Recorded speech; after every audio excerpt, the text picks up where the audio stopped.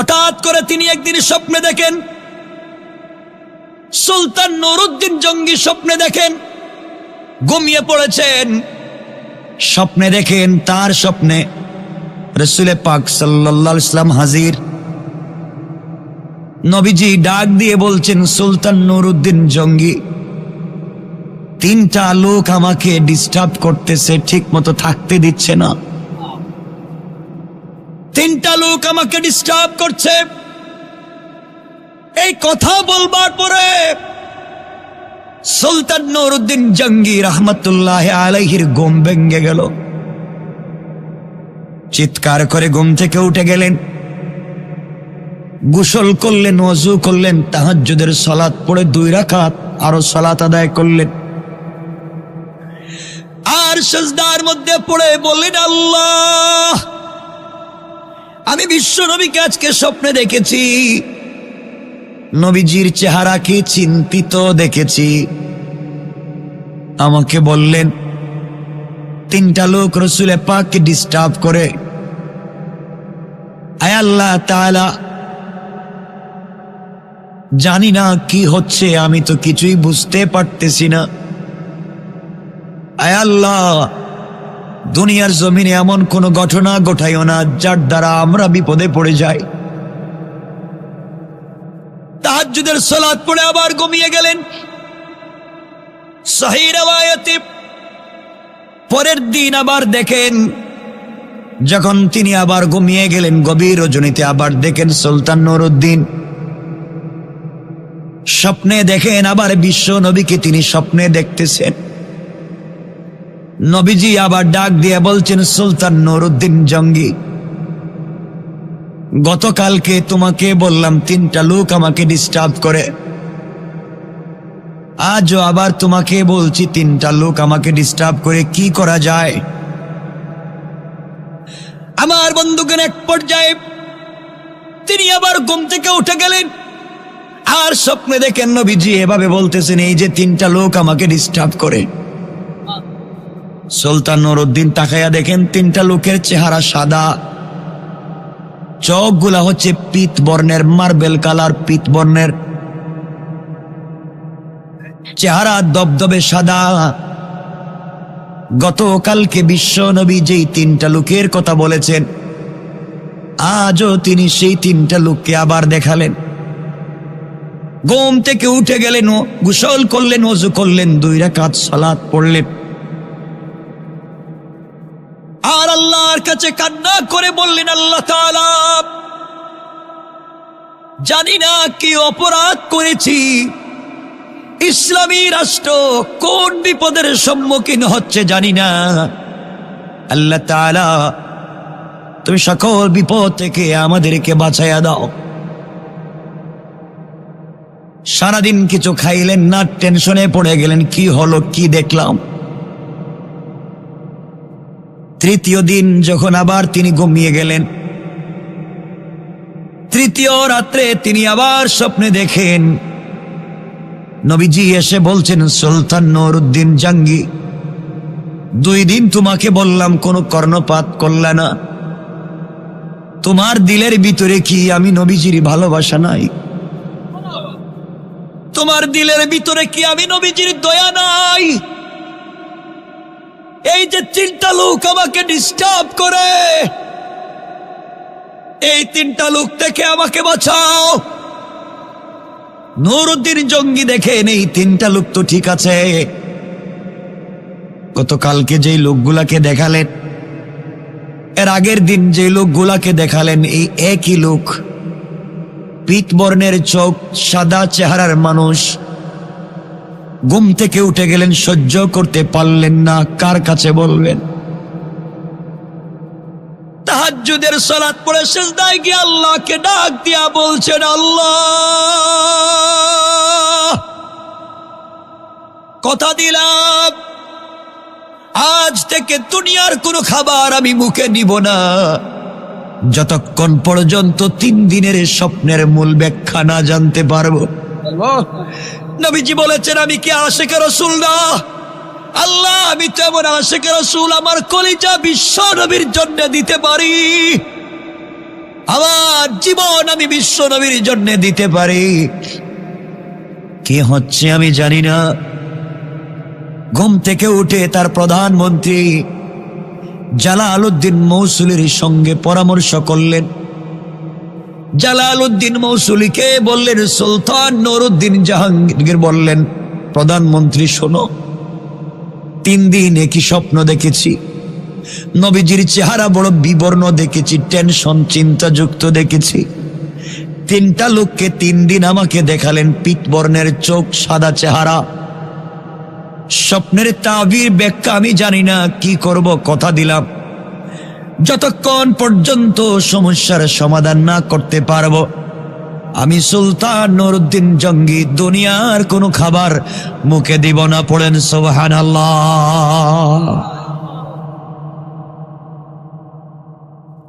আমার বন্ধুগণ, জালালউদ্দিন মৌসুলি বললেন, বাদশা আর দেরি করেন কেন? আমার বিশ্বাস, আমার মনে হয় মদিনার রসুলের রওজা মুবারক কোনো বিপদে পড়ে গেল কিনা, নবীজির রওজা মুবারকে কিছু হয়ে গেল কিনা, চলেন বাগদাদ থেকে মদিনার দিকে যাই। সুলতান নুরউদ্দিন জাহাঙ্গীর প্রধানমন্ত্রী জালালউদ্দিন মৌসুলির কথাগুলা শুনে 16,000 সেনাবাহিনী নিয়ে 1 মাসের খাবার নিয়ে বাগদাদ থেকে তিনি মদিনার পথে যাত্রা করলেন। 1 মাসের খাবার নিলেন, 16,000 সৈন্য নিলেন, খাবার বন্ধ করে দিলেন, নিজে শুধু পানি পান করেন, আল্লাহর নামের জিকির করেন, আর বলছেন, আল্লাহ তাআলা আমাকে তুমি জিন্দা মদিনায় পৌঁছাইয়া দাও, আমাকে রসুলের রওজা মুবারকের কাছে নিয়ে যাও। আমি জানতে চাই রসুলের রওজা কোন বিপদে পড়ে গেল কিনা। কেন আমি আরো আগে খবর নিলাম না? কেন আমি আগে দেখলাম না কি হয়েছে? আমার বন্ধুগণ, 11 দিন রাস্তায় সফর করে 12তম দিনে তিনি মদিনায় পৌঁছে গেলেন। সুলতান নুরউদ্দিন জাহাঙ্গীর মদিনায় পৌঁছে গিয়া তিনি বলে দিলেন, সাবধান, কোন লোককে মদিনা থেকে বের হতে দিবা না। মদিনা থেকে বের হওয়ার কোনো পারমিশন নাই, যে যাবে ক্রস ফায়ার। বাহির থেকে ভিতরে ঢুকা যাবে, কিন্তু ভিতর থেকে বাহিরে যাওয়া যাবে না। এই কথা বলে নুরউদ্দিন জাহাঙ্গীর, নুরউদ্দিন জঙ্গি, তিনি নেমে গেলেন উটের পিঠ থেকে, ঘোড়ার পিঠ থেকে পায়ের জুতা খুলে ফেললেন। পাগলের মতো দৌড়াইয়া রসুলের রওজার দিকে যায়। সবাই ডাক দিয়া বলতেছেন, বাদশা জাহাপনা, এই শক্ত পাথরের এলাকা, বালি গরম, আপনি জুতা খুলছেন কেন? নুরউদ্দিন জঙ্গি ডাক দিয়া বলছেন, জানো না, আমার নবীজি আমাকে বলেছেন, জাহাঙ্গীর রে জঙ্গি, সুলতান নুরউদ্দিন জঙ্গি, তুমি কি আশেক রসুল না? আমি আশেক রসুল প্রমাণ করব। যেই মদিনায় আমার নবীজি জুতা মুবারক নিয়ে হেঁটেছেন, এই মাটিতে আমি জুতা নিয়ে হাঁটবো না, বেয়াদবি করব না। নবীজির পা যেখানে পড়েছে ওখানে যেন আমার জুতা না লাগে, এই জন্য আমি খালি পায়ে হাঁটা শুরু করলাম। হাঁটতে হাঁটতে রওজার পাশে চলে গেলেন। মসজিদে নববীতে 2 রাকাত সালাত আদায় করলেন। রাসূলের রওজা জিয়ারত করে কান্না করে ডাক দিয়া বললেন, পয়গম্বর আরবি, আমি আপনার গোলাম হাজির। এর 11 দিন সফর করে না খেয়ে আপনার রওজা এসেছি, আমাকে ক্ষমা করে দিবেন, কিছুই জানি না কি হয়েছে। ইয়া রাসূলুল্লাহ, আমি এখনো বুঝতে পারি না কি হচ্ছে, আমাকে ক্ষমা করে দেন, কথা দিলাম আপনার পাগলা উম্মত নুরউদ্দিন জঙ্গি দুনিয়ার জমিনে থাকতে এই মদিনার রাষ্ট্রের ভিতরে কেউ অন্যায় করে বেঁচে থাকতে পারবে না। আমরা বলতে পারি বাংলাদেশের মাটিতে আশিক রসুল বেঁচে থাকতে রসুলের বিরুদ্ধে কথা বলা যাবে না। আমার বন্ধুগণ, এক পর্যায়ে নুরউদ্দিন জঙ্গি রহমতুল্লাহ আলাই ঘোষণা করে দিলেন সব রাস্তাঘাট বন্ধ। কি হয়েছে গভর্নরকে জিজ্ঞাসা করলেন, কেউ উত্তর দিতে পারে না। প্রধানমন্ত্রীর সঙ্গে পরামর্শ করলেন, কেমনে জানবো কি হচ্ছে, আর এই তিনটা লোক বাকে আমি কেমনে চিনবো হাজার হাজার মানুষে। পরামর্শ হলো, নুরউদ্দিন জঙ্গি বললেন, মদিনার মানুষেরা, দীর্ঘদিন পরে মদিনা এসেছি, আমি তোমাদেরকে মেহমানদারি করাতে চাই, তোমাদেরকে দাওয়াত খাওয়াতে চাই। খবরদার আমার দাওয়াত কেউ মিস করতে পারবা না।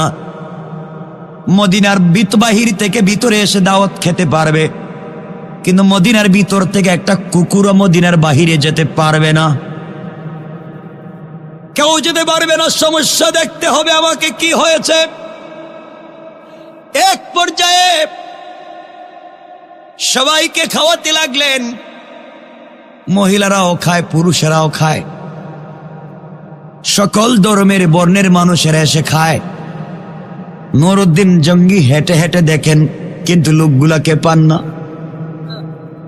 একজন একজন করে দেখেন, কিন্তু লোকগুলাকে পান না। এভাবে এক সপ্তাহ খাওয়ালেন,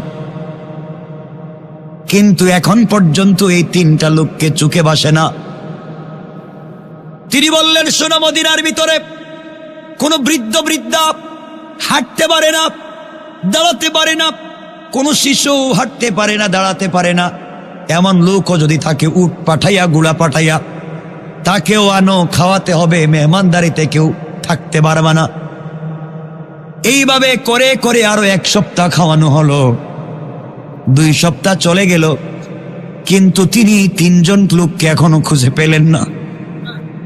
আস্তে আস্তে করে নুরউদ্দিন জঙ্গি শুকাইয়া গেলেন, ঠিক মতো দাঁড়াতে পারেন না, কারণ প্রায় 1 মাস হয়ে গেল মুখে খাবার নাই। সবাই পায়ে ধরে বলে, বাদশা কিছু খান। নুরউদ্দিন জঙ্গি বলে, আমি আশিক রাসূল সমস্যার সমাধান না করে খাবো না।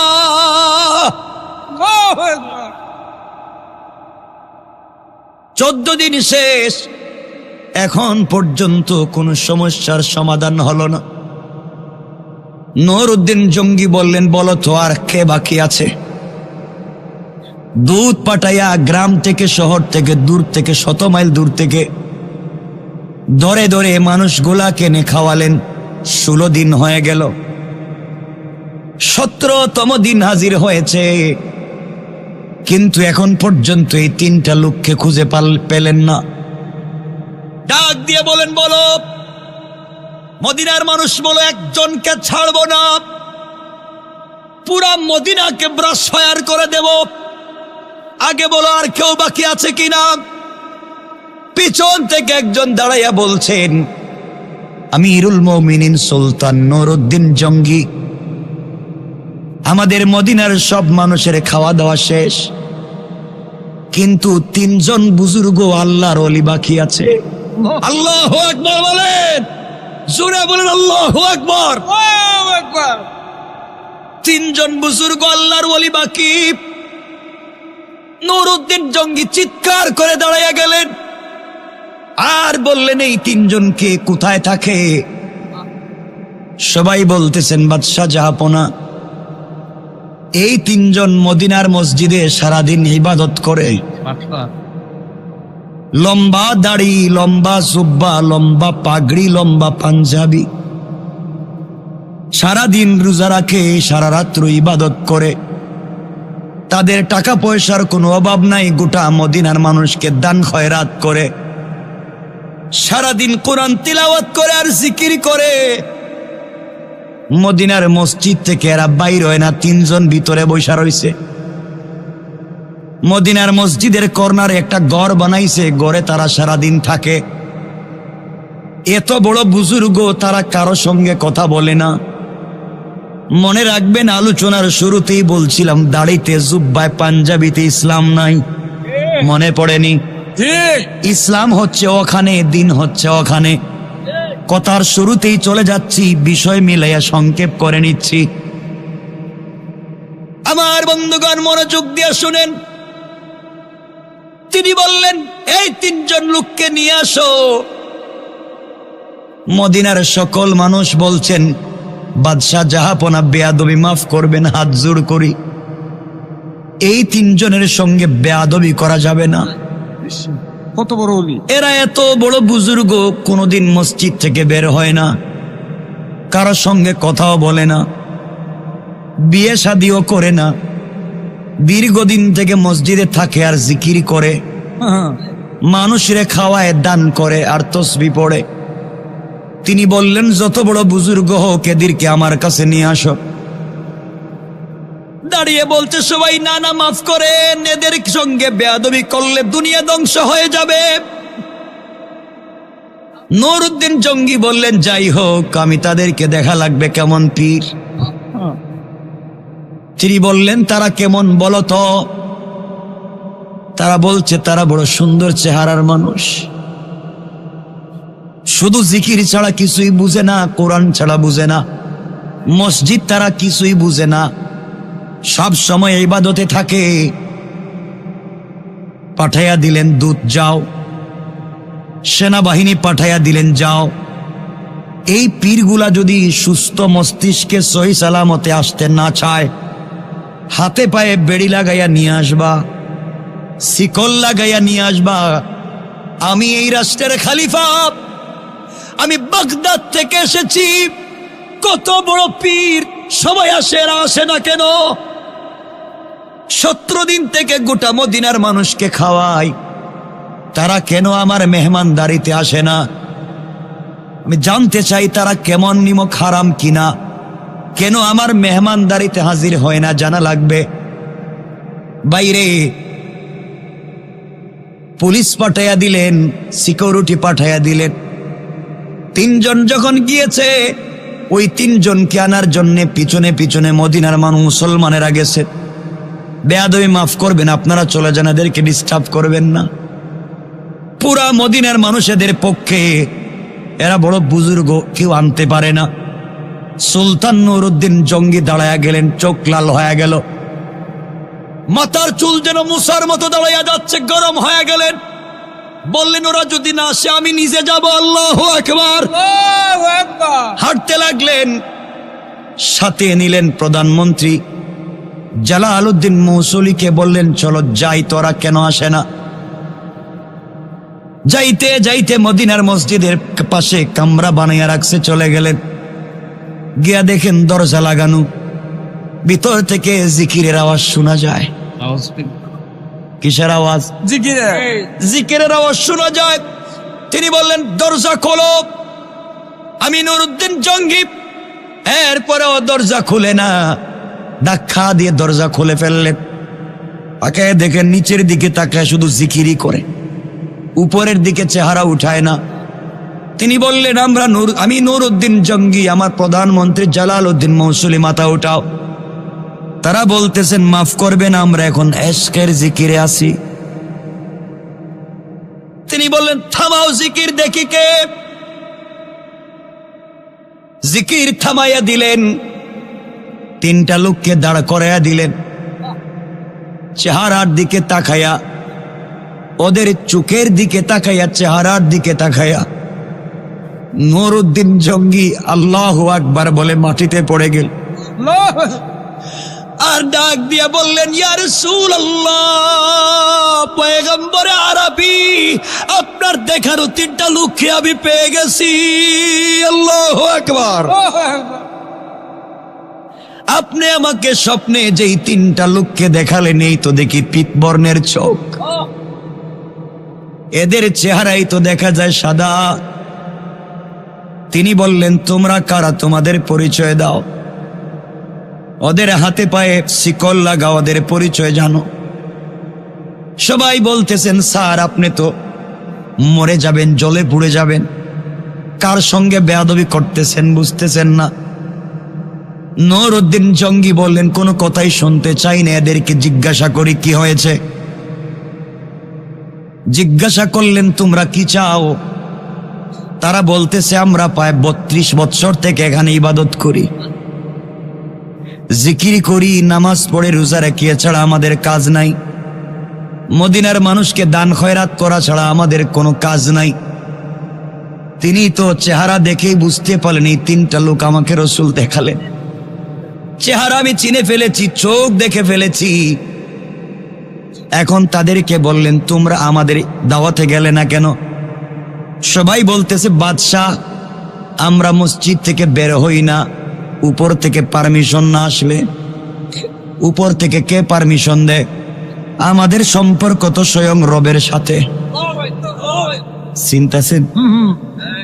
ঠিক আছে শোনো, তোমরা রুম থেকে বের হও, আমি এই রুম তল্লাশি করব। বের হতে চায় না। তিনি বললেন তোমরা বের হও। 3টাকে দড়ি লাগাইয়া বাহিরে বের করে রাখলেন। মদিনার মানুষের কান্নার রোল পড়ে গেছে, 3 অলিকে কেন বাঁধছে। নুরউদ্দিন জঙ্গি ভিতরে ঢুকে দেখেন জায়নামাজ সুন্দর করে বিছানো। বলেন জায়নামাজ উঠাও।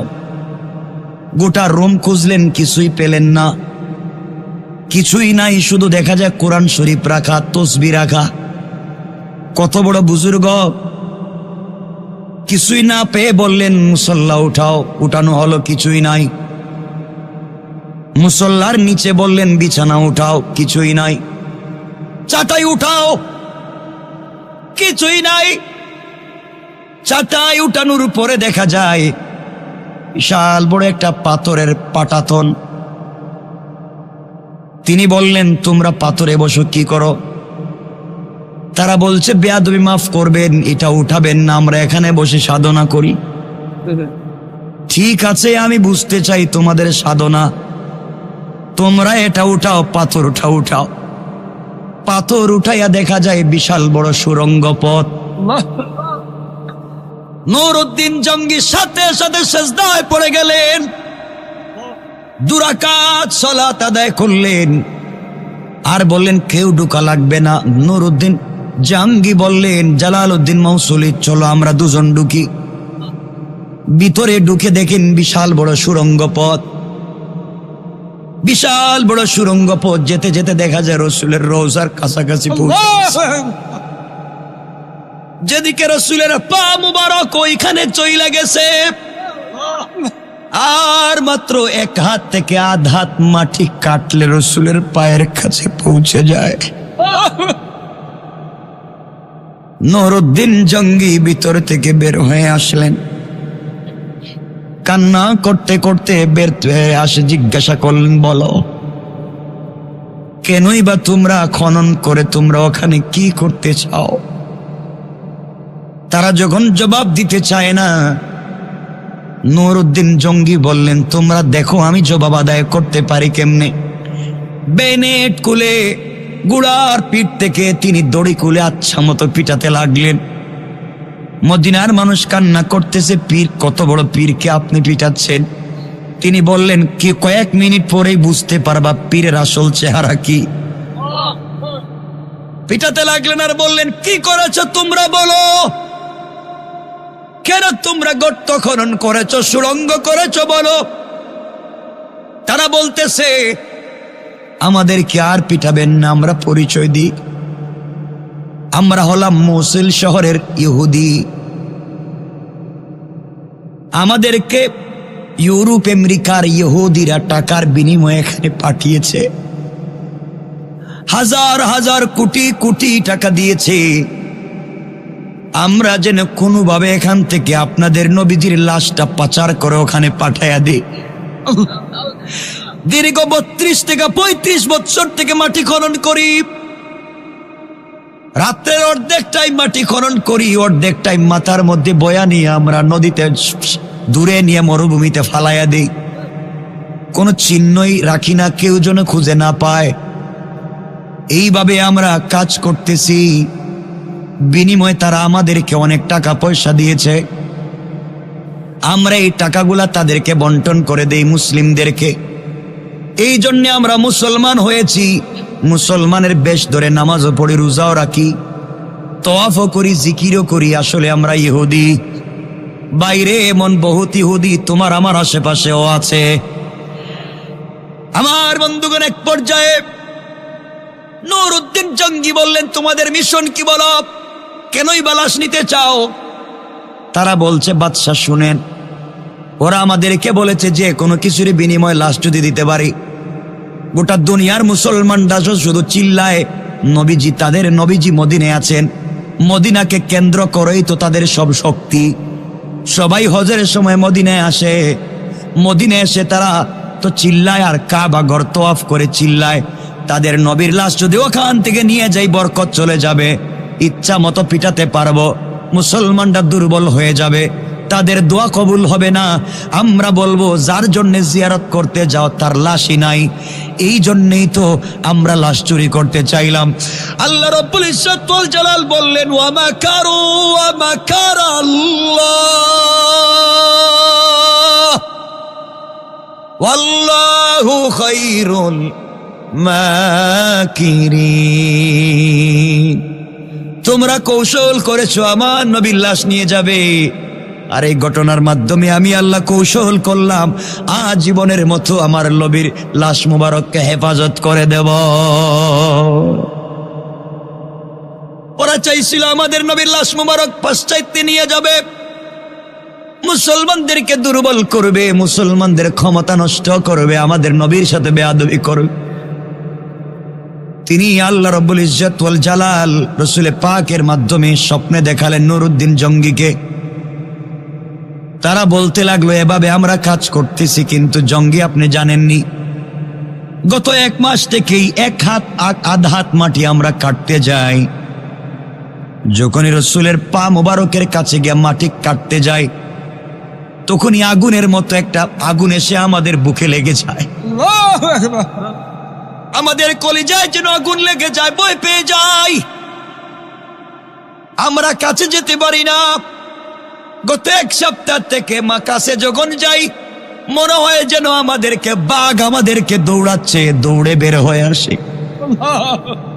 কোনোভাবেই কাছে যাইতে পারি না, কিছুই বুঝি না। আল্লাহ বলছেন হেফাজত তো আমি করবই।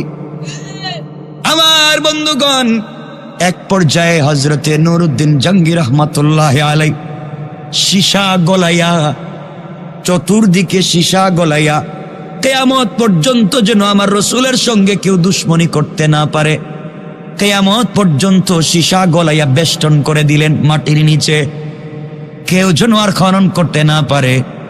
আর রসুলের এই 3টা দুশ্মনকে মদিনার চৌরাস্তায় লটকাইয়া, আচ্ছা মতো পিটাইয়া দুনিয়ার জমিন থেকে বিদায় করে গোটা দুনিয়ার ইহুদি খ্রিস্টানকে বুঝাইয়া দিলেন, যারা আমার নবীর সাথে দুশ্মনী করবা, তোমাদের কাউকে ছেড়ে দেওয়া যাবে না। আমার বন্ধুগণ, লম্বা ঘটনার সামনের দিকে যেতে চাই না। এক পর্যায়ে আল্লাহ আমাদের নবীর লাশ মুবারক হেফাজত করলেন, ইহুদিদের সকল চক্রান্ত ধ্বংস করে দিলেন। আমার বন্ধুগণ, পরের দিন স্বপ্নে নুরউদ্দিন জঙ্গি দেখেন, রাসূল মুস্কি হেসে বলতেছেন, নুরউদ্দিন জঙ্গি আমার কাছে আয়, আমি তোর কপালে একটা চুম্বন দিতে চাই। এই জন্য আমার বন্ধুগণ, আল্লাহ বলেছেন, কিতাবুন أنزلناه إليك لتخرج الناس من الظلمات إلى النور। কোরআন যদি থেকে যায়, কোরআন মানুষকে অন্ধকার থেকে আলোর পথে নিয়ে আসে, আর কোরআন যদি না থাকে, মানুষ আলো থেকে অন্ধকারের দিকে চলে যায়।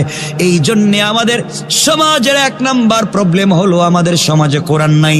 আজ থেকে আমাদের পণ আর প্রতিজ্ঞা হবে, নিজের বাস্তব জীবনে কোরআনের আইনকে প্রতিষ্ঠা করা, সমাজের সকল জায়গায় কোরআনের আইনকে প্রতিষ্ঠা করব ইনশাআল্লাহ। মুসলমান বন্ধুগণ, গভীর মনোযোগ।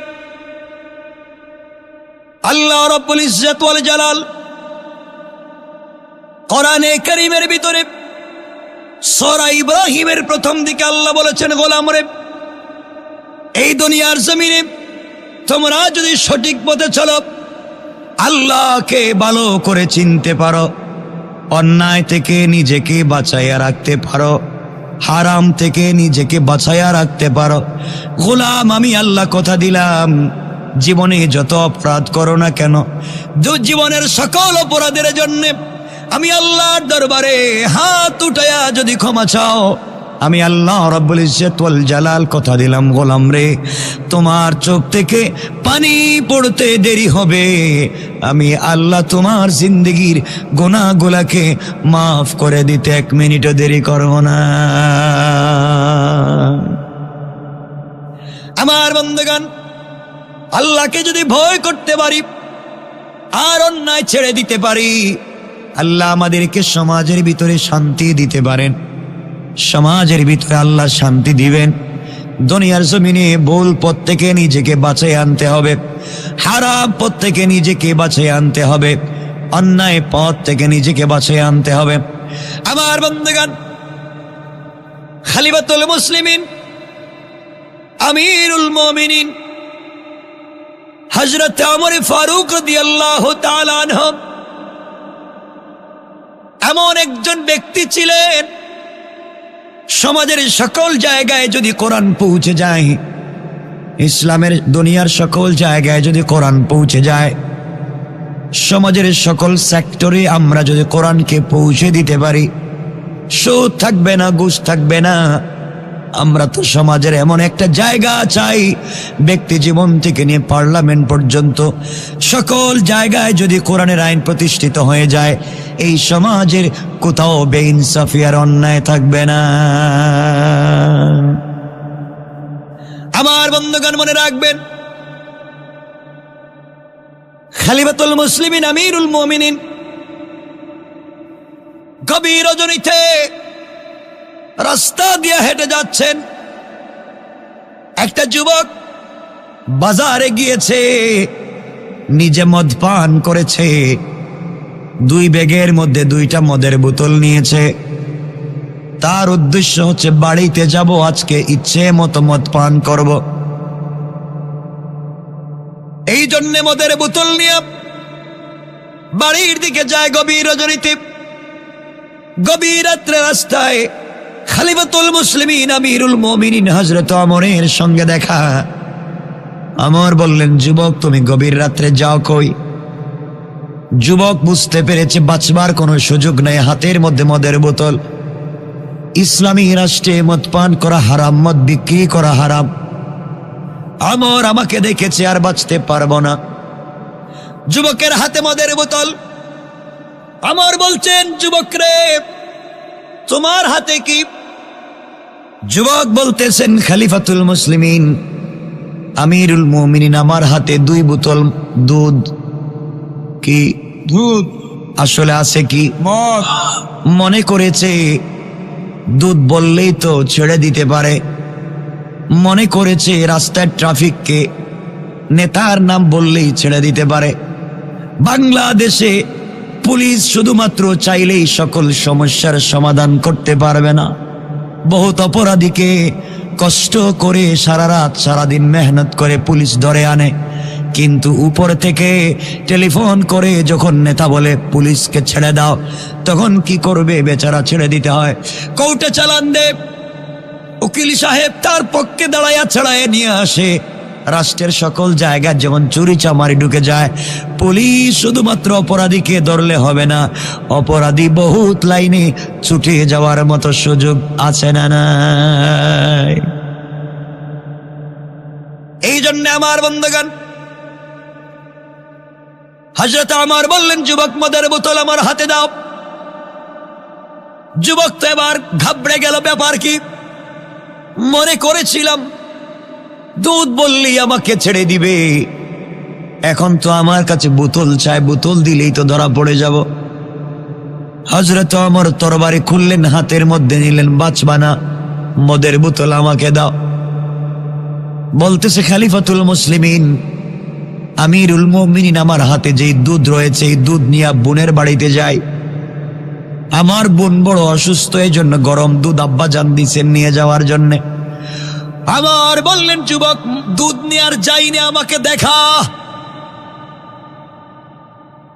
যুবক বলতেছে বাঁচবার কোনো পথ নাই। ওমরের হাতে যদি মদের বোতল দেই, দুধ বলছি 1 নাম্বার তো মদ সাপ্লাই দেই, 2 নাম্বার মদ পান করি, 3 নাম্বার মিথ্যা বলেছি।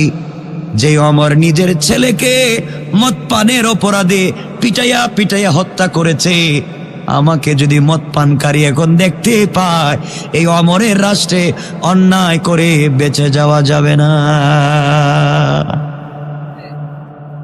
আমার ঘোষণা করেছেন, যেই রাষ্ট্রে ইমামতি হবে কোরআন দিয়া, যেই রাষ্ট্রের জুমার খুতবা হবে কোরআন দিয়া, যেই রাষ্ট্রের জানাজার নামাজ হবে কোরআন দিয়া, যেই রাষ্ট্রের ঈদের জামাত হবে কোরআন দিয়া, ওই রাষ্ট্রের পার্লামেন্ট চলবে কোরআন দিয়া, ওই রাষ্ট্রের বিচার বিভাগ চলবে কোরআন দিয়া, ওই রাষ্ট্রের স্বরাষ্ট্রনীতি পররাষ্ট্রনীতি চলবে কোরআন দিয়া।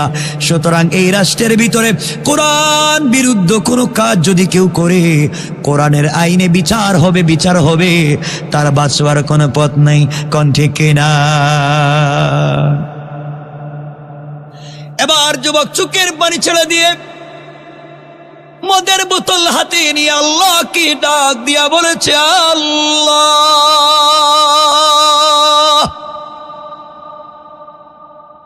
ওমরের সামনে দাঁড়িয়েছি, আয় আল্লাহ তাআলা, ওমর তো ছেড়ে দেবে না, নির্ঘাত আমাকে হত্যা করে ফেলবে। এমন ওমর, যেই ওমর মদিনার মসজিদে মদিনায় একদিন বলেছিল মদিনায় ভূমিকম্প শুরু হয়েছে, হযরত ওমর তরবারি হাতে নিয়ে মদিনার মাটির মধ্যে তরবারি গেলে বলেছিলেন, মদিনার মাটিরে খবরদার, এই মাটির নিচে বিশ্ব নবী শুয়ে আছেন, রহমতের নবী শুয়ে আছেন, আল্লাহর বন্ধু যেই মাটিতে শুয়ে আছে, বেয়াদবি করিস না। যেই দিন ওমর তার তরবারি মাটির মধ্যে গেড়ে এই কথা বলেছেন, কিয়ামত পর্যন্ত আর মদিনার মাটিতে কোনোদিন ভূমিকম্প হবে না।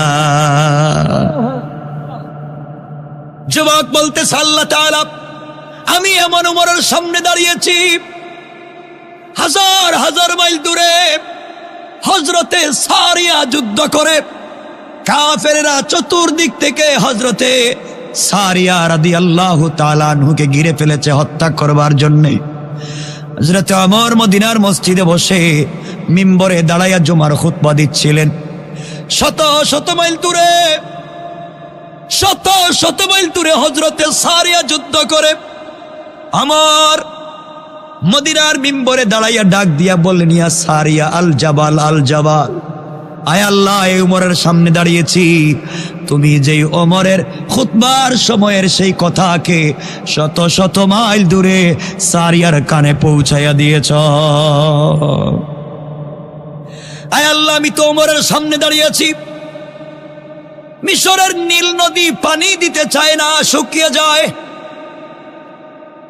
পানি আনার জন্যে যুবতী সুরসী তরুণীকে সুন্দর করে সাজাইয়া নদীতে ভুক দিলে পানি দেয়, নচেত পানি দেয় না।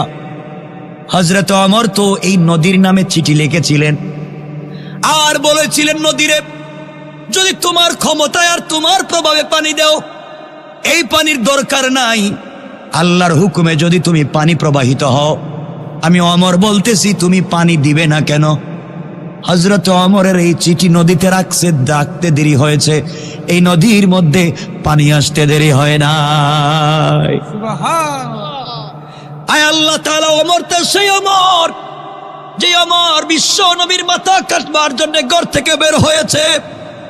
ইন্নানি আনাল্লাহ লা ইলাহা ইল্লা আনা ফাবুদনি ওয়া আকিমিস সালাতা লিযিকরি। এই আয়াত পড়ে যে ওমর পাগল হয়ে গিয়েছে, আয় আল্লাহ, সেই ওমরের সামনে দাঁড়িয়েছি, যে ওমর রাত্রবেলাকে স্বপ্নে কি দেখে ওমর জানে। আল্লাহু আকবার বলেন না? এখানে তো একটা কথা মনে হয়েছে, বলবো? কষ্ট হচ্ছে না তো? সংক্ষেপ করে বলি অমরকে। যুবকটা আল্লাহর কাছে বলতেছি ঘটনাগুলা। হযরতে ওমর, হযরতে আলী একদিন রাত্রে স্বপ্নে দেখেন না, হযরতে আলী একদিন রাত্রে স্বপ্নে দেখেন রাসূল পাক সাল্লাল্লাহু আলাইহি ওয়াসাল্লামের পিছনে ফজরের সালাত পড়তেছেন, স্বপ্নে দেখতেছেন। সুবহানাল্লাহ বললেন না? কে? আলী। আলী কোন জিনিসের নাম জানেন? মানুষটা ছিলেন খাটো। খাটো বুঝেন তো? বেঠে, খাটো মানুষ। নিজের স্ত্রীর নাম ফাতেমা, ফাতেমার চাইতে 1.5 হাত বেটে। এত ছোট মানুষ ছিলেন হযরত আলী। এই আলী তো লম্বা ঘটনা, কত তাক কিছু মনে পড়ে। এই আলী স্বপ্নে দেখতেছেন রাসূলের পিছনে ফজরের সালাত পড়তেছেন। আর আসতে বলেন না। আলীর কত স্মৃতি, কত স্মৃতি হযরতে আলী, কি বলবো আপনাদেরকে। হযরতে আলী ফজরের সালাত পড়ে বসছেন মসজিদে, স্বপ্নে দেখতেছেন নবীজি ওয়াজ করতেছেন। হঠাৎ করে দেখেন, স্বপ্নে দেখতেছেন এক মহিলা আসছে, আয়েশা বলতেছে, আলী আমার খেজুর গাছে খেজুর ধরছে, আমি এক থুড়া খেজুর নিয়ে আসছি রাসূলের জন্য, নবীজিকে খেজুরটা দাও, নিজে খাবেন, তার বন্ধু সঙ্গী সাথীদেরকে খাওয়াবেন। হযরতে আলী স্বপ্নে দেখেন নবীজির কাছে তিনি খেজুরটা নিয়ে দিলেন, নবীজি সবাইকে একটা একটা করে খেজুর দিলেন। এমন সময় হযরতে আলীর ঘুম ভেঙে গেছে। ঘুম ভাঙ্গার পরে দেখেন তার মুখের মধ্যে রাসূলের দেওয়া এখনো খেজুরটা লেগে আছে। হযরতে আলী ওযু করলেন, ফজরের সালাতে মসজিদে চলে গেলেন।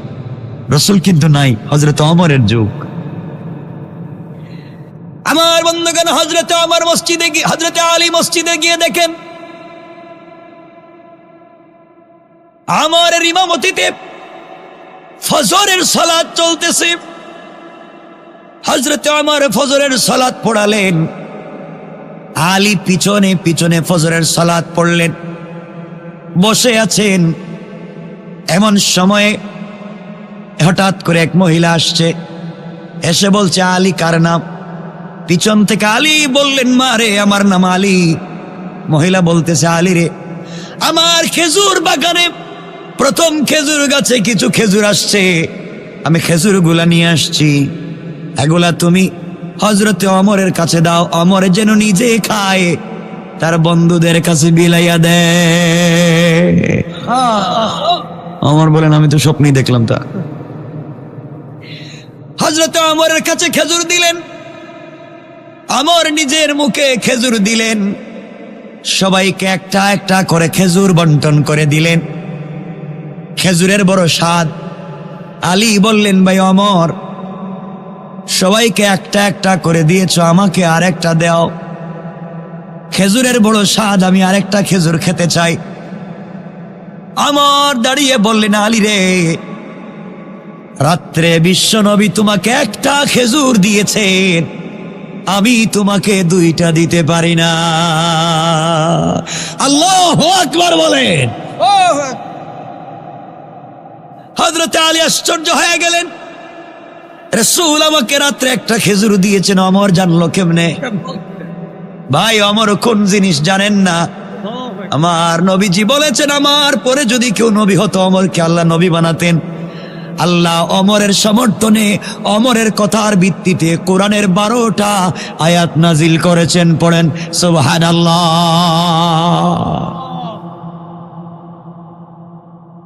আমার বন্ধুগণ, যুবক ডাক দিয়ে বলছে, আল্লাহ তাআলা সেই ওমরের সামনে পড়েছি, নির্ঘাত বাঁচার কোনো পথ নাই, ওমর তো ওই জিনিসের নাম। আমার বন্ধুগণ, ওমর তো ওই জিনিসের নাম। ভাইরে, রাসূল পাক সাল্লাল্লাহু আলাইহি ওয়াসাল্লাম মসজিদ থেকে বের হয়ে যোহরের সালাত পড়ে হেঁটে যাচ্ছেন। হঠাৎ করে তিনি তাকায়া দেখেন সামন দিকে শয়তান আসতেছে। নবীজি বললেন, শয়তান আসুক, আজকে কিছু কথা জিজ্ঞাসা করি। নবীও যান, শয়তানও আসে। হঠাৎ করে বিশ্বনবী তাকায়া দেখেন শয়তান রাস্তা ছাইড়া জমিন দিয়ে পুরা উল্টা পথে দৌড়ায়। নবীজি চিন্তায় পড়ে গেলেন, হঠাৎ করে শয়তান দৌড়ায় কেন উল্টা পথে? পিছন দিকে তাকায়া দেখেন হযরত ওমর আসতেছে। আল্লাহু আকবার। নবীজি বলেন, শয়তান বুঝছি, এবার আমার উমরের দিকে দৌড়াইতেছিস। এত ভয় পায় উমররা সবাই। আমার বন্ধুগণ, ওমর কোন জিনিস শোনো, আর বিশ্ব নবী ওমরকে তো ভালোবাসেন কেন শোনো। দুনিয়ার জমিনে সেই নবীকে যদি ভালোবাসতে পারো, জীবনে কিছুই লাগবে না, কাফেরেরা কিছুই করতে পারবে না। কোন কৌশল করে কাফেরেরা আমাদেরকে আটকাতে পারবে? কথা বলেন না কেন? আজকে আমরা আল্লাহর দয়া পাওয়ার জন্য, রহমত পাওয়ার জন্য কত চেষ্টা করে পাই না। শুধু ওই জায়গায় আমরা অন্ধকার করে রেখে দিয়েছি, এই জন্যে পাই না। কথাটাকে সংক্ষেপ করে বুঝাইয়া দিই। কষ্ট হচ্ছে না তো?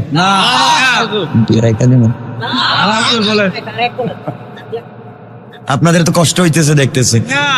একটু হাত উঠান তো দেখি কার কার কষ্ট হচ্ছে। তা আবারও কষ্ট হইতেছে।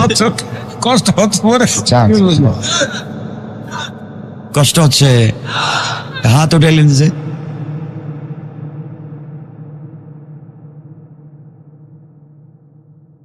আজকে শোনো যুবকেরা, যারা বিয়ে করছেন, বাসায় গিয়ে সালামটা দিয়ে দিন। ইনশাল্লাহ কয় না? ইনশাআল্লাহ। মুরব্বী যারা আমার চেহারার দিকে তাকায় মনে হয় মরার লাশ দেখতেছে নাকি? তা বউরে সালাম দেবেন না কেন? পাগল হয়ে আইছে। বউরে সালাম দিবেন মাঝে মাঝে। শুনেন, আরে আমার কথা বুঝেন। কি দিবেন? কথা বলেন না। দিবেন তো ইনশাল্লাহ?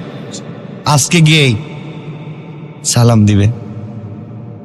মাঝে মাঝে বউর ঠুটে লিপস্টিক লাগাই দেবে। না কইল কে? নাউজুবিল্লাহ কেন? তো বউর ঠুটে লিপস্টিক লাগাইবেন না, তুই গার্লফ্রেন্ডের লাগাইবেন নাকি? তা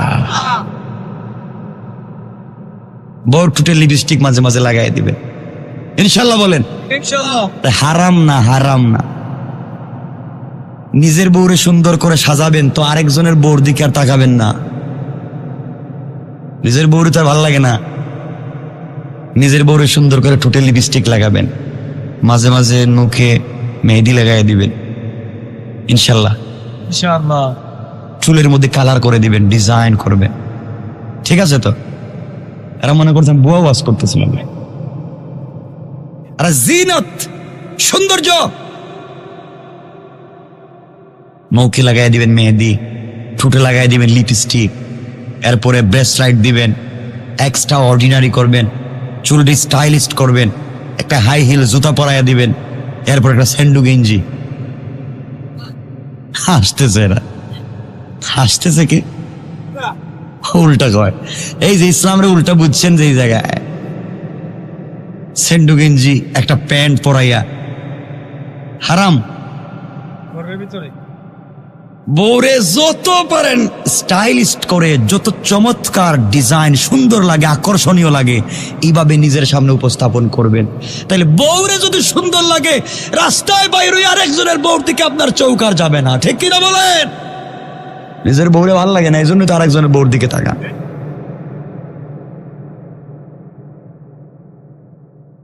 এজন্য নিজের বউরে সাজাইবেন। মুরব্বীরা মনে মনে কইতেছে, সে আমরা তো বুড়ো হয়ে গেছি গে। আরে বুড়ো হয়ে গেলে কি হইব? নবীজি মাঝে মাঝে আমাদের মা খাদিজাকে বলতেন, খাদিজা তোমাকে আমি শাড়িটা পরায় দেবো। সুবহানাল্লাহ। মা আয়েশাকে বলতেন, কথায় কথা চলে আসে। আয়েশাকে বলতেন, আয়েশা তুমি যখন কাপড় পরো না তোমাকে খুব ভাল লাগে, কিন্তু আমার মন চায় তোমাকে একদিন কাপড়টা পরাইয়া দেই। তো নবীজি হযরতে আয়েশাকে কুলে করে বিছানার থেকে নামাইয়া নিজে বলতেন, আয়েশা তুমি আমার বিছানায় ঘুমানোর উপযুক্ত না, তুমি নিচেই ঘুমাও। তো আয়েশা বলতেন, আপনি কেমন আমার স্বামী, আমি আপনার উপযুক্ত না, কিন্তু আমি যেখানে ঘুমাইছি এখানে না ঘুমাইলে আপনি শান্তি পান না। এই কথা বলে হযরতে রাসূল পাক ইসলাম মাঝে মাঝে আমাদের মা আয়েশার চুলে বেনি করে দিতেন। বেনি কি করে দিতেন? বেনি করা বুঝুন? জি জি বুঝে আপনারা বাঁধবেন এই যে চুল বেনি করে আপনারা দিছেননি বউরে? কথা কন না কয়। বাপরে বাপরে, বউর সাথে তো কিছু ভালো লাগে না, আর পার্কে বৈশা গার্লফ্রেন্ড বাক বাকুম বাক বাকুম বাক বাকুম। শয়তান, সব বাদ দাও, নিজের বউরে সুন্দর করে সাজাও। নিজের স্ত্রীর হাতের রান্না ভাল লাগে না, তুমি কি যে রান্না করো এটা মনে হইতেছে কি কয় পানি পানি না পানি, ডাস্টবিনের ময়লা। আর পাশের বাড়ির বাবির হাতের রান্না খুব ভাল লাগে, ঠিক না? এটা ঠিক হইলো কেমনে? ঠিক কয় আর কি এগুলো ঠিক না। এই জন্য বউর সাথে ভালো ব্যবহার করবেন ইনশাল্লাহ। আমি মনে করতেছি যারা বউরে দেখতে পারেন হেরা মানে উঠে যাইতে চাইতেছে। আপনারা তো এমন জিনিস, বউরে পিটান, বউরে মায়ের করে মারে, মায়ের ধরে কুস্তি ধরে ফেলায়। মায়ের আসেনি এলাকায়, মায়ের করেনি, আল্লাহ জানে। হুজুর বউ তো কথা শুনে না, আরেক বউ কি করে না? কথা শুনে না, কথা শুনে না। দুষ্ট আপনার বউরে আপনি লাইনে আনতে পারেন নাই। আজকের থেকে করে গিয়ে বলবেন, বউ মাশাআল্লাহ তোমাকে যে সুন্দর লাগতেছে, আমার কলজা হেঁটে যাইতেছে গা। হ্যাঁ, এভাবে বলবেন, বউরে ভালোবাসবেন, মাঝে মাঝে রান্নায় সহযোগিতা করবেন, কাপড় ধুইয়া দিবেন।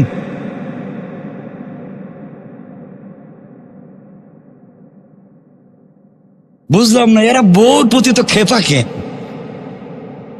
বুঝলাম না। সবাই দেখি খেপা।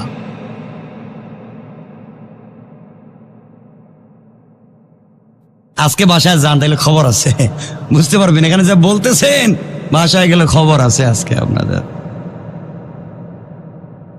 শুনে মাঝে মাঝে বাসায় বউরে নিয়ে নামাজ পড়বেন জামাতে, বলে না ইনশাল্লাহ। পারবেন না, আপনি হবেন ইমাম, বউরে বানাইবেন মুসল্লি মুক্তাদি। এরপরে নামাজ পড়ার পরে বউরে বলবেন তুমি দোয়া করো, আমি আমিন বলবো। এখন বউ যদি আপনার বিরুদ্ধে হয়, দোয়ার সময় তো কথা বলবেন, আল্লাহ তুমি আমার স্বামীর কপালে ঠাডা ভালো, এই কথা কি বলবে? তাহলে বলবে আল্লাহ আমার স্বামীরে ভালো করো, এই করো সেই করো। এই তো ভালোবাসা তৈরি হবে। বউরে কাছে রাখবেন। আর আমাদের মায়েরা, আমাদের বোনেরাও খারাপ হয়ে গেছে গা, ঠিক কথা কন, এটাই বলবেন। সারাদিন যেই কাপড় পরে রান্না করে, যেই কাপড় পরে বাচ্চাদেরকে নিয়ে ঘুরে, সেই ঘাম লাগানো দুর্গন্ধযুক্ত কাপড় এটাই পইরা স্বামীর সাথে ঘুমায় জায়গা। কথা বলেন না কেন? আর দামি দামি যত কাপড় এগুলা শুধু মার্কেটে আর বিয়ে শাদিতে পরে যায়। এ দুষ্ট আপনার। আপনি বউরে বলবেন তুমি যত দামি কাপড় সব আমার সামনে পরবা, রাত্রে তুমি সুন্দর করে সাজবা, একটা গ্লাসের সামনে দাঁড়িয়ে ডিজাইন করে সাজাইবা বউরে।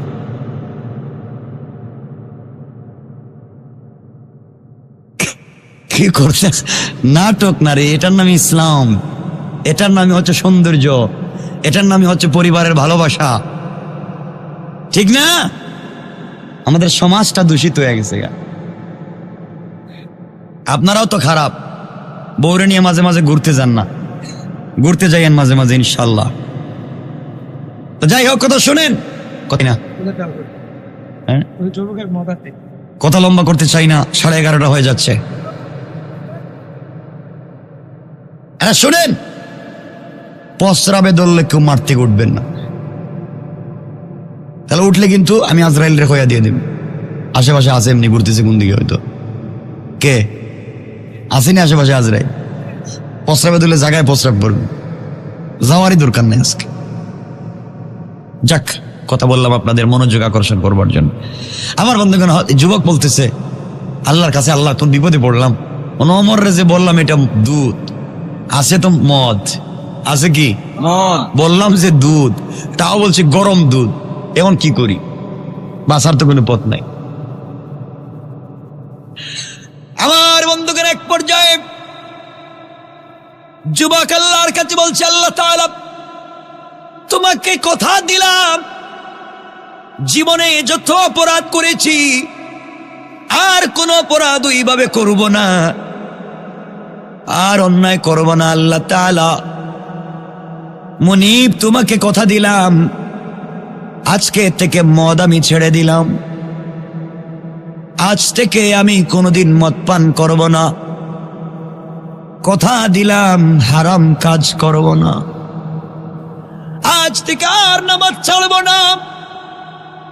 আয় আল্লাহ, তুমি তোমার ওমরের হাত থেকে আমারে বাঁচাও। আজরাইল রে তো ভয় করে না, ওমর রে যত ভয় করে। আজরাইল তো কাউরে আসার দেয় না, ওমর পাইলে আসারও দিতে পারে। আয় আল্লাহ, কথা দিলাম তুমি আর কোনোদিন নাফরমানি করব না।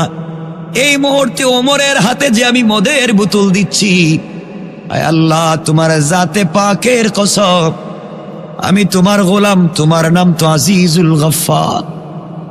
আল্লাহ তুমি ক্ষমা করে দাও, আর মদ পান করব না। এই কথা বলে ওমরের হাতে যখন মদের বোতল দিয়েছে, ওমর ব্যাগের ভিতরে থেকে মদের বোতল হাতে নিয়ে তাকায়া দেখে গরম দুধের বোতল। আল্লাহু আকবার। আমার বললেন, যুবক সত্য কথা বলেছ, পুরস্কার নিয়ে চলে যাও। যুবক ওমরের পা জড়িয়ে বলছে, খলিফাতুল মুসলিমিন, আমিরুল মুমিনিন, পায়ে ধরে মাফ সাহেব, বেয়াদবি মাফ করবেন। অ্যাকচুয়ালি আমার বোতলের ভিতরে দুধ ছিল না, ছিল এই মদ। মদ ছিল, মদ পান করে এসেছি। তোমার সামনে দাঁড়াইয়া কাউকে না জানাইয়া মালিকের কাছে তওবা করেছি।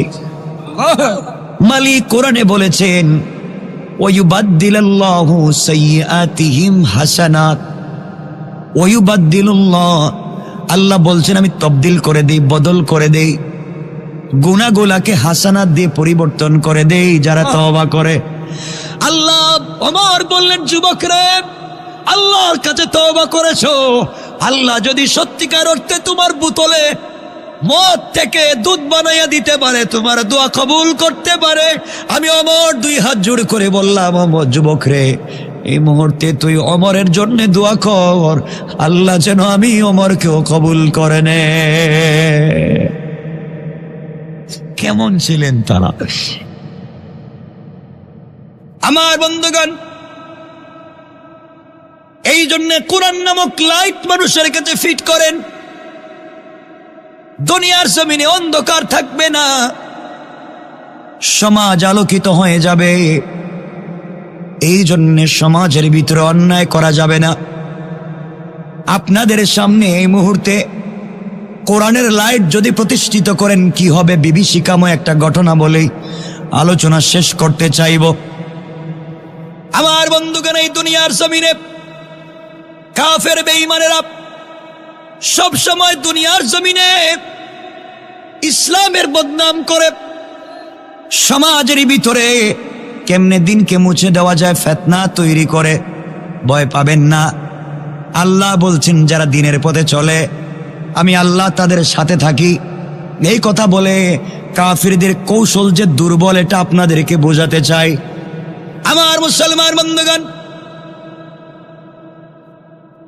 বিশ্বনবী যেই দিন মক্কা থেকে হিজরত করে মদিনায় যাবেন, গভীর রাতে আল্লাহ পাক বলছেন, বন্ধুরে ঘুম থেকে উঠো, মক্কা থেকে ইয়াসরিবের দিকে হিজরত করো। এই মুহূর্তে খেজুর বাগানের দিকে তুমি হিজরত করো। মদিনা বলেন না, ইয়াসরিব বলেছেন। ইয়াসরিবের দিকে তুমি হিজরত করো, এই মুহূর্তে চলে যাও। আল্লাহর পয়গম্বর আখিরি জামানার নবী জনাবে মুহাম্মদ রাসূলুল্লাহ সাল্লাল্লাহু আলাইহি ওয়াসাল্লাম উঠে গেলেন। আল্লাহর কথা শুনে মক্কা থেকে হিজরত করে মদিনায় চলে যাবেন। আমার বন্ধুগণ, বিশ্বনবী ঘুম থেকে উঠে দেখেন তার ঘরের চতুর্দিকে কাফেরেরা বেষ্টন করে রেখে দিয়েছে, নবীজিকে হত্যা করবে। আমার নবী আল্লাহর কাছে চোখের পানি ছেড়ে ডাক দিয়া বলছেন, আল্লাহ আপনি আমাকে বলেছেন এই মুহূর্তে মক্কা থেকে হিজরত করে যেন মদিনার দিকে যাই। আল্লাহ তাআলা কাফেরেরা দাঁড়িয়ে আছে, যে কোনো সময় আঘাত করবে, রক্তাক্ত করবে, আমাকে হত্যা করবে।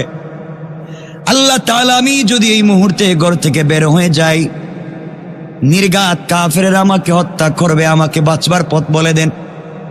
আল্লাহ ডাক দিয়া বললেন, বন্ধুরে তোমার কাজ হলো ঘর থেকে বের হয়ে যাওয়া, আর তোমাকে হেফাজতের জিম্মাদার স্বয়ং আমি আল্লাহ।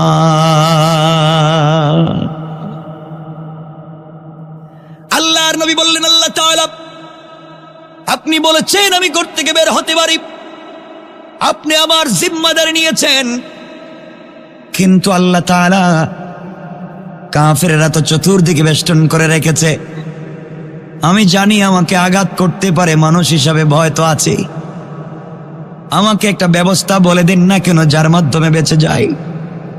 আল্লাহ বললেন, বন্ধুরে তাহলে তুমি হাতের মধ্যে বালি নেও, কঙ্কর নেও, হাতের মধ্যে কিছু পাথর নিয়া কোরআন থেকে কিছু তেলাওয়াত করে কাফেরদের উপরে নিক্ষেপ করে দাও। আমার বিশ্বাস কাফেরেরা তোমাকে দেখতে পারবে না, তুমি চলে যাবে। আল্লাহর নবী ডাক দিয়া বলেন, আল্লাহ তাআলা কাফেরদের উপরে বালি যদি নিক্ষেপ করি, একদিকে যাবে, চতুর্দিকের কাফেরদের উপরে তো যাবে না, যেদিকে নিক্ষেপ করব ওদিকেই যাবে। হয়তো আমার সামনে যারা আছে তাদের চুকে পড়বে, কিন্তু ডাইনে বামে যারা আছে তারা তো আমাকে আঘাত করবে। আল্লাহ বললেন, বন্ধুরে তোমার কাজ হলো নিক্ষেপ করে ফেলে দেওয়া, আর আমি আল্লাহর কাজ হলো সবার চুকে চুকে পৌঁছায়া দেওয়া। খান সুবহানাল্লাহ। আমার বন্ধুগণ শুনেন আল্লাহ কেমন। বিশ্ব নবী হাতের মধ্যে কঙ্কর নিলেন, কোরআন থেকে তেলাওয়াত করলেন, কাফেরদের উপরে নিক্ষেপ করলেন, একদিকে মারলেন, সামনের দিকে মারলেন, চতুর্দিকের কাফেরদের চোখে পুকে পড়ে গেল, সবাই চোখ রগড়াতে লাগলো, নবীজি চলে গেলেন, কেউ ধরতে পারল না।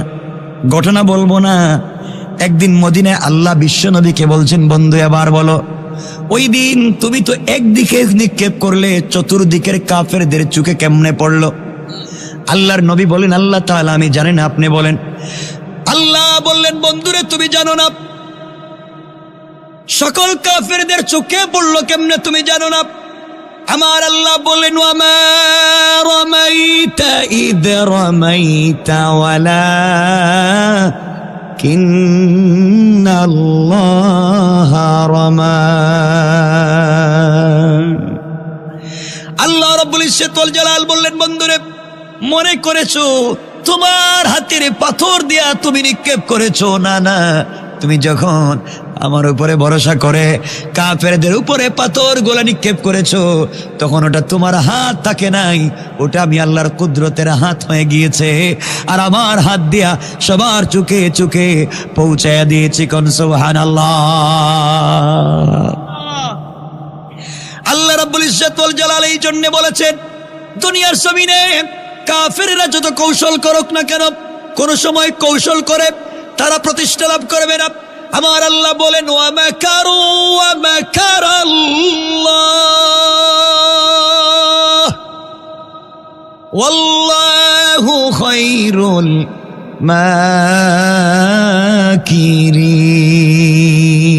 মাকিরিন।